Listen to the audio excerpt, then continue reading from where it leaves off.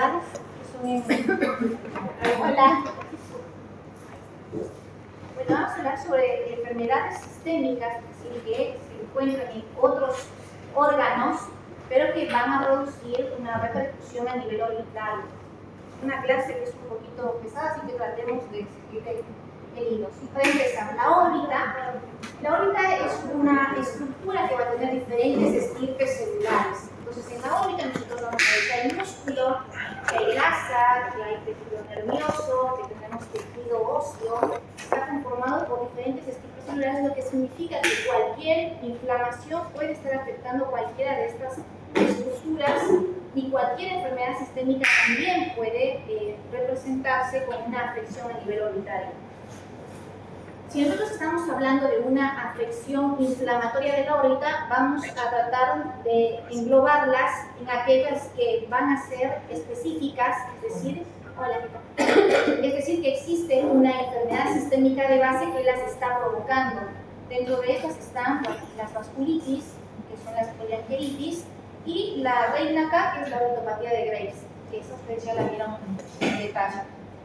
Tenemos otras enfermedades inflamatorias que son no específicas, es decir, cuando no encontramos la enfermedad sistémica o enfermedad autoinmune de base que puede estar desencadenando esa alteración a nivel orbitario. Y podemos ver que se expresan como miositis, como gangliositis aislada, como compromiso de la grasa o compromiso a nivel del ápex orbitario. Y aquellas lesiones que son tumorales, que pueden estar comprometidos diferentes tejidos, linfoideo, quístico, metastásico, para representar ya metástasis, porque ya se ha hecho un diagnóstico de un primario, o enfermedades también como tumorales de tipo vascular. Entonces, primero vamos a empezar con estas, que son aquellas que van a tener una enfermedad sistémica que las está desencadenando, o una enfermedad autoinmune. Dentro de estas vamos a encontrar las vasculitis. Se conocen como poliangiitis justamente porque la poliangiitis es una inflamación de los vasos. Al tener una inflamación en los vasos, que se produce una obstrucción. Y al haber una obstrucción, no hay suficiente riego sanguíneo y se produce una necrosis. Entonces, estas enfermedades van a afectar a diferentes órganos de todo el sistema. Vamos a tener presencia de rash en la piel, puede presentarse lesiones a nivel de los pulmones, lesiones a nivel del tracto respiratorio superior, inferior, lesiones en los riñones, una serie de signos sistémicos que los vamos a ver específicamente en cada patología. Dentro de estas vasculitis, tenemos las vasculitis que van a estar asociadas a los anticuerpos anticitoplasma de los neutrófilos, ¿sí? Conocidos como los ANCA. Este estudio que ven acá es un estudio que se hizo acá en Argentina, por eso lo puse, porque es importante saber la prevalencia de estas enfermedades en nuestro medio. Van a encontrar diferentes valores o rangos de prevalencia que pueden ser de otros países, pero esta es de que se hizo un estudio en el Hospital Británico y es acá en Buenos Aires. Entonces, miren, entre los tres tipos de angelitis que hay, tenemos la granulomatosis con poliangiitis, granulomatosis con poliangiitis eosinofílica y la poliangiitis microscópica. Se vio que en este estudio la microscópica era la más prevalente, seguida de la poliangiitis granulomatosa. La poliangiitis microscópica hay que tomar en cuenta que es la que menos afección orbitaria tiene. Va a presentar afección más a nivel ocular, como escleritis, episcleritis. Y la que sí realmente tiene una afección marcada a nivel orbitario es la granulomatosis con poliangiitis. Se ve que puede ser entre los 55 a los 74 años la presencia, se ve que en hombres se presenta igual que en mujeres y la incidencia es apenas de 20 en 1 millón, o sea, son poco, vamos a ver poco, no es que tenga una incidencia muy alta. Y empezamos, entonces tenemos la granulomatosis con poliangiitis, acuérdense, afección vascular, esta se abrevia como GPA, ¿sí? Antes conocida como enfermedad de Wegener. Esta lo que hace es afectar tanto a vasos pequeños o de pequeño calibre como generando vasculitis. Y vamos a ver, afección en diferentes órganos como por ejemplo el sistema respiratorio, clásico que estos pacientes tengan rhinosinusitis crónica, que tengan afecciones incluso en el cartílago de la nariz, que se presenta como esta silla de montar, vamos a tener afección pulmonar que pueden presentar los granulomas, y es muy característico en esta poliarteritis la afección a nivel renal. Acuérdense que estos pacientes pueden tener glomerulonefritis. Y además también presentan rash cutáneo y pueden presentar también una afección cardiovascular como pericarditis. ¿Sí? La característica, ¿cuál es? Es que estos presentan estos granulomas necrotizantes. ¿Qué son los granulomas? Los granulomas van a ser células que son inmunitarias. Estas células lo que hacen es acumularse y en el centro se va a producir una necrosis. Entonces tienen una forma como de queso. Y eso se llama granuloma necrotizante. ¿Sí? Estas enfermedades tienen esa característica de presentar ese tipo de granulomas a nivel de los tejidos, sobre todo de los vasos. Por eso son polianquitis. Tienen predisposición hacia los vasos. Entonces, este va a ser el marcador, que son los anticuerpos C, ANCA, anti-PR3, que esto que sea C-ANCA o P-ANCA, vamos a ver que depende de la distribución de la fluoresceína que se encuentra en el citoplasma de los anticuerpos. Entonces, este C-ANCA va a ser específico para la granulomatosis, ¿sí? Pero va a ser específico para la granulomatosis en la afección sistémica. Apenas el 10% va a presentar positividad cuando hay infección orbitaria. Sin embargo, si lo encontramos negativo, tampoco significa que debamos descartar esta enfermedad. ¿Qué es lo que vamos a hacer? Ver como signos oftalmológicos? Puede presentar el paciente uveitis, pueden presentar epiescleritis, escleritis necrotizante, pueden presentar oclusión de la arteria, de la vena cerebral-latina, neuropatía óptica. Y a nivel orbitario vamos a ver que el paciente va a presentar proptosis, y por lo general se ven estas imágenes que son infiltrativas, son imágenes difusas. Por lo general podemos encontrarlas a nivel unilateral. Cuando no hay respuesta al tratamiento, estos luego se pueden presentar de forma bilateral. Y ojo con esto, porque esta se caracteriza justamente porque puede haber alteración a nivel de los senos paranasales, y ahí actuar como una lesión que es comedora, es decir, destruye el hueso, ¿sí? La lámina papirácea, e ingresar a la órbita. Eso tiene como característica esta poliarteritis. Entonces, siempre sospechar cuando vemos esta imagen que es difusa, que incluso hasta parece compromete acá, que está acá. ¿Qué pensarían que es esta parte de acá? En esta tomografía. ¿Saben leer tomografía? Bueno, la tomografía, nosotros, a breves rasgos, hay diferentes cortes. Cortes axiales, cortes coronales, cortes sagitales. Esto es un corte coronal, ¿sí? Entonces, este es un corte axial. Si nosotros vemos acá, vemos el globo ocular, entonces esta tomografía está casi siendo más o menos medio ocular, porque veo el globo.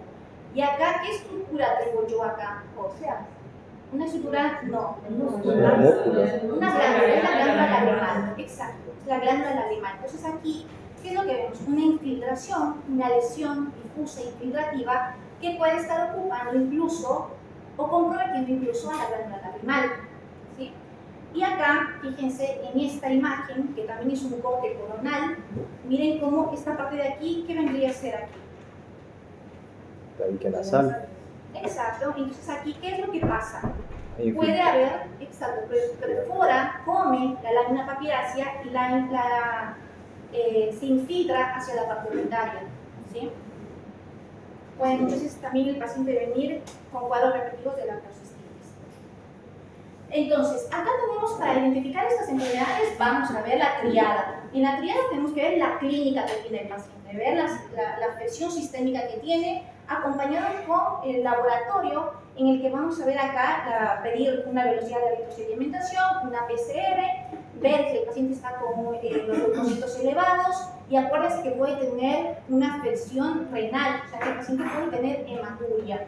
Y en la serología es específico para los anticuerpos ANCA, los C-ANCA, ¿sí? Y el antígeno específico va a ser el PR3, que es la proteinasa 3. A pesar de que sean positivos, el 90% nos puede decir si este paciente tiene esta enfermedad, pero a nivel sistémico, y yo no verlo en la órbita. ¿Sí? En la órbita apenas el 10% puede tenerlo positivo, sin embargo no lo descarto, tengo que sospecharlo. En las imágenes, como les dije, imágenes que son infiltrativas, que pueden presentar destrucción ósea, Y podemos ver en las resonancias magnéticas incluso también granulomas, ¿sí? Hipointensos. Esto más sobre todo lo podemos ver a nivel pulmonar, a nivel renal, los granulomas. ¿Cómo hacemos el diagnóstico? Se hace la biopsia. Si es que es de otra parte del cuerpo que no sea la órbita, una punción con aguja fina. Si es a nivel de la órbita, no se puede hacer punción fina, lo que hacemos es una biopsia incisional. Al ser lesiones que son infiltrativas, no puedo entrar a sacarlo todo, porque está todo muy difuso. Entonces tomo una muestra y se me estudiar anatomía patológica. Esto es lo que se ve en la anatomía patológica, en la histología. Estas, ¿qué es lo que se caracterizan? ¿Qué les dije al inicio? Son enfermedades granulomatosas que son necrotizantes, es decir, que en el centro se va a encontrar zonas de necrosis y van a tener un patrón mixto inflamatorio. ¿Estamos claros? Entonces, aquí sospecharlo. Si el paciente tiene una afección a nivel respiratorio superior, por lo general, paciente que siempre tiene rhinosinusitis, o pacientes que empiezan con problemas como renales, con hematuria, con bronquiolitis, y empieza con esta afección orbitaria, con una lesión infiltrativa, sospechar en esto para pedir el laboratorio o por hormonas. Pasamos a la siguiente. Esta es la granulomatosis con poliangiitis eosinofílica, antes conocida como Charles-Strauss, ¿sí? Ahora se abrevia como GEPA. Esta característico de esta vasculitis, igual va a ser una inflamación de los vasos, pero esta, la característica que tiene es que en aquellos pacientes que son alérgicos, pacientes asmáticos, pacientes que tienen rinitis alérgica, pacientes que tienen alergias recurrentes en la piel, y van a tener recuentos de eosinófilos muy elevados, por más de 1000 mililitros. La característica de estos es que van a tener una especificidad para los P-ANCA. ¿Sí? Aquí, en cambio, la fluoresceína en el citoplasma de los neutrófilos se encuentra ubicado de forma periférica y responden a los antígenos de mieloperoxidasa. Lo característico es patrones de obstrucción pulmonar, ¿sí? Los pacientes presentan también las vasculitis necrotizantes, y se va a destacar porque en la histología va a haber la presencia de eosinófilos, así como también recuentos altos de eosinófilos en sangre. ¿Qué vamos a ver a nivel oftalmológico? Podemos ver a nivel conjuntival estos tipos como granulomas, que se ven como que fuesen unos arrocitos amarillentos, que incluso también se pueden biopsiar.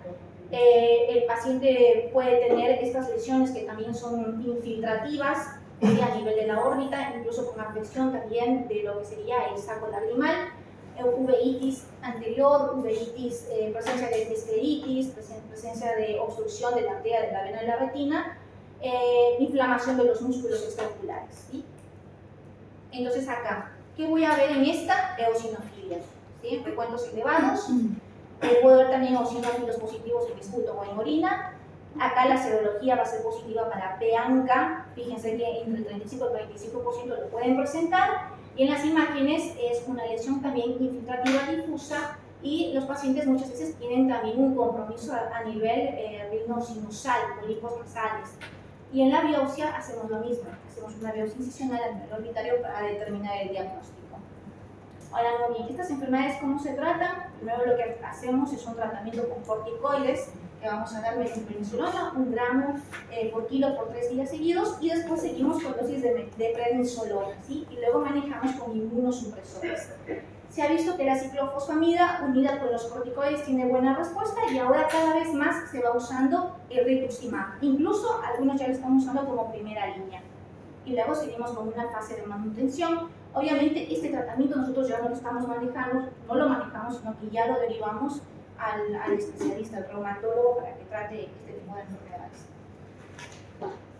Doctora, pregunta, el pulso de corticoide de metilprednisolona, ¿cómo recomienda usted que se lo pase? Porque tengo entendido que tiene que ser rápido. 1 hora, no, pasa lento en 1 hora.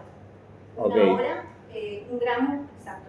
Y tiene que ser con monitoreo de ciclos. ¿En 250 mililitros de fisio más o menos? ¿O con...? No, te lo pasan en 1 litro de solución fisiológica, lo diluyen y... A goteo libre, digamos. Exacto. Okay. Sí, y eso sí, que tiene que estar monitorizado el paciente, siempre vigilar los signos vitales, sí. Bien. Ahora, perdón, y si el paciente es diabético, ¿no hay que hacerle también controles Hay que hacerle registros de glucemia antes, Todo, durante y después. Siempre, si te tiene un antecedente siempre que tiene diabetes o que tiene alguna enfermedad o hipertensión arterial que le pueda predisponer a que el corticoide le desestabilice metabólicamente, tiene que tener una evaluación por clínica médica. Obviamente, nosotros mandamos la indicación del paciente tiene esto, se recomienda tal administración de corticoide y el clínico tiene que revisar todo y chequear si el paciente puede o no puede recibir esa medicación o en qué dosis le corresponde. O sea, siempre es un trabajo multidisciplinario. Nunca podemos actuar solos. Es cuando tenemos por eso estas enfermedades que son sistémicas y que tienen afección de múltiples órganos, hay que saber compartir el tratamiento con otros especialistas. Bueno, entonces, volviendo acá al tema, teníamos nosotros las enfermedades estas que eran poliangiitis porque afectaban a los vasos y que generaban estos granulomas, y acá también tenemos otras que generan granulomas pero que no son calcificantes, es decir, que no van a tener esa necrosis que tenían las otras, y dentro de estas está la sarcoidosis, ¿sí? La sarcoidosis es una enfermedad que se cree que tiene diferentes etiologías. Se cree que tiene una etiología infecciosa, que puede ser por el Mycobacterium o el Propionibacterium. Se cree que también puede ser debido a una exposición de polvos orgánicos e inorgánicos. Los polvos que son orgánicos, por ejemplo, puede ser la caspa de los animales, ¿sí? Las esporas de los hongos y por ejemplo, las pelusas del algodón. Y aquellos polvos que no son orgánicos, en cambio, están el asbesto, el silicio, el carbón, otro tipo de factores que pueden predisponer a que se desarrolle esta enfermedad. También se cree que existe, que tiene un factor genético, que algunos pacientes tienen una predisposición porque tienen el haplotipo de ERB1 y se ha visto más frecuentemente en personas afroamericanas, ¿sí? El diagnóstico se hace porque van a presentar niveles elevados de la enzima convertidora de angiotensina. Súper característico estos pacientes, ¿qué es lo que van a presentar? Aquí estos ganglios iliares pretraqueales. Cuando nosotros sospechamos de esta enfermedad, entonces pedimos una RX de tórax justamente para ver la presencia de estos ganglios. Entonces, esta es la incidencia. Se ve que es más incidente a nivel de Europa que comparando con Estados Unidos. Hay mayor incidencia en las mujeres que en los hombres, mayor incidencia en afroamericanos. Y apenas hay 140 casos por cada 100.000 habitantes, o sea, es poco incidente. Y acá, ¿cómo vamos a ver las manifestaciones oculares? Pueden presentarse como uveitis anterior, uveitis intermedia, uveitis posteriores. Van a presentarse estos granulomas coroideos, incluso pueden presentarse granulomas que se encuentran alrededor del nervio óptico, que pueden estar obstruyendo el nervio óptico y pueden generar luego edema de papila, incluso luego pueden producir la atrofia del nervio óptico. Acá estos granulomas conjuntivales también, que se ven como amarillentos. Y a nivel orbitario, el paciente puede presentarse como con adenitis a repetición, con inflamaciones del saco lagrimal,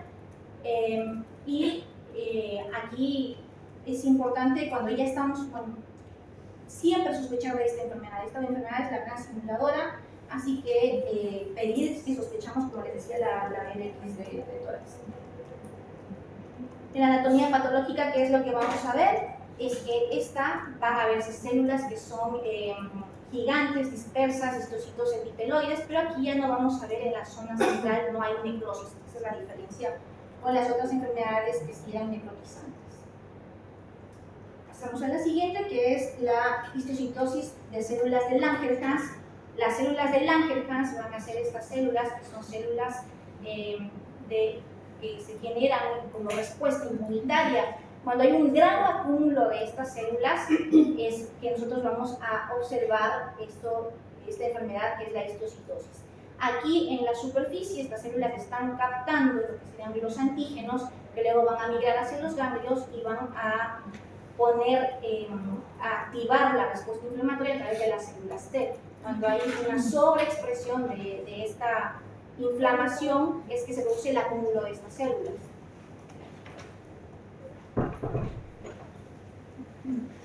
Bien, entonces, esta es una enfermedad que se ha visto que es más incidente en niños pequeños, se ve más en niños menores de 15 años.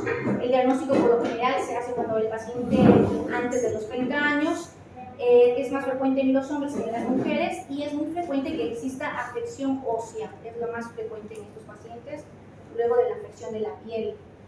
Entonces, esta histiocytosis hay una clasificación, ¿sí? En 1989 se hizo esta clasificación en la que la determina como enfermedad de Lerner-Ziegler, que es una presentación aguda, por lo general se presenta en los niños, y estos van a tener afección a nivel craneal, afección a nivel de las costillas, afección a nivel de la pelvis, y esta tiene una alta mortalidad. Luego tenemos la enfermedad de Hantzschuler. El paciente va a presentar, en esta se ve mayor proptosis, ¿sí? Y la presentación de granuloma eosinofílico, y acá también en la de Hantzschuler cursa también con diabetes insípida. El granuloma eosinofílico se caracteriza porque vamos a ver aquí como una lesión ósea única, que es como un granuloma a nivel del reborde orbital. Entonces, esta enfermedad va a ser por la acumulación de estas células que son células de respuesta inmune, que son los histocitos, y estas son las que están formando granulomas. Y estas van, por lo general, a afectar a lo que serían los huesos, ¿sí? También puede haber afección en el pulmón, puede haber afección a nivel renal, y en la piel, fíjense cómo provoca estos granulomas a nivel de la piel. Incluso alrededor de los párpados pueden ver como esas lesiones amarillentas, que uno a veces piensa y dice esto es un santelasma, pero en realidad es un acúmulo de histocitos. Y vamos a ver que tiene la presencia como de vidrio esmerilado en el pulmón, súper característico las lesiones líticas a nivel óseo, ¿sí? Característico en el cráneo, sobre todo en los niños pequeños. Acá, por ejemplo, aparte de ver esa deformidad que tenemos por el granuloma que se está produciendo, también se ve como un crecimiento de una lesión tumoral. El paciente a veces puede presentar ptosis palpebral, miren como esta nena que tiene caída del párpado, pueden tener dificultad en los movimientos oculares. Y en la anatomía patológica es característico ver estas células que son en forma como de raqueta y que van a tener estos que se llaman los gránulos de Pierbeck, es la característica. Y en la inmunohistoquímica son positivos para CD1A y CD207. Bien, el tratamiento depende. Si son lesiones que son locales, o sea, lesiones que las tenemos en la piel, podemos hacer curetaje, uso de corticoides o radioterapia. Si son lesiones que ya están afectando a otros órganos a nivel sistémico, tenemos que hacer quimioterapia. Y ahora vamos con las metástasis. Bueno, las metástasis están representando aproximadamente entre el 1 al 13% de todos los tumores orbitarios. Estos van a representar, aquellos pacientes que tienen cáncer, van a representar entre el 2 al 4.7%. La afección va a ser lateral. La mayor afección es lateral, superior, medio e inferior. Y el carcinoma de mama, este es muy frecuente que se presente entre la quinta y la sexta semana, y la sexta década, perdón, de edad. Fíjense aquí la característica, porque en el cáncer, en el carcinoma de mama, donde está por el carcinoma lobular, ¿qué es lo que pasa? Muchas veces el paciente, incluso ya pasados 4, 6 años, incluso hasta 10 años después del diagnóstico de que tiene cáncer de mama, el paciente recién presenta indicios de metástasis a nivel orbitario. Entonces hay que pensarlo y siempre averiguar los antecedentes personales del paciente. Ojo, cuando ustedes vean a nivel de la tomografía, que vean afección solamente aislada, por ejemplo, del músculo rectolateral externo, sospechar también un músculo aislado, que no sea el que frecuentemente es en la orbitopatía de Graves, que ¿cuál es el que se agranda primero en la orbitopatía de Graves? Es el recto inferior. Entonces el recto medio, recto inferior, que es en la orbitopatía de Graves. En estos, en cambio, vamos a ver en el recto externo. Eso es algo que hay que sospechar en estos pacientes. Y otra característica que es en el cáncer de mama, que en lugar del paciente de tener proptosis, puede presentar enoftalmos, ¿sí? Porque en estos tipos de carcinomas están generando toda una fibrosis, que que lo que hace es justamente que el ojo se enoctalice. Y obviamente en cámara anterior podemos ver quimosis. En segmento anterior. Y este es el más frecuente, esta es la metástasis más frecuente en mujeres, la metástasis más frecuente en hombres es la de pulmón, ¿sí? Cuando afecta al pulmón. A diferencia del de mama, muchas veces el paciente viene a la consulta y nosotros vemos lo que presenta en la órbita y el paciente no sabía que tenía un cáncer a nivel pulmonar. Entonces, a diferencia del de mama, que puede desarrollarse después del diagnóstico primario, en cambio viene como un diagnóstico primario, ¿sí? Antes de que el paciente sepa que tiene cáncer de pulmón. La otra metástasis en el hombre que también puede presentarse es la de próstata, ¿sí? Este es el segundo carcinoma más común, representa entre el 8 al 12% de todos las metástasis, tiene una forma más agresiva, tiene un peor pronóstico y el tratamiento va a ser la radioterapia o citorreductor para cuando el paciente tiene mucho dolor. A diferencia del otro que producía en oftalmos, en cambio puede producir proptosis. Y entonces acá tenemos una pregunta clave que siempre tenemos que pensar cuando estamos evaluando: ¿es un problema del ojo o el ojo nos está avisando que hay algo más?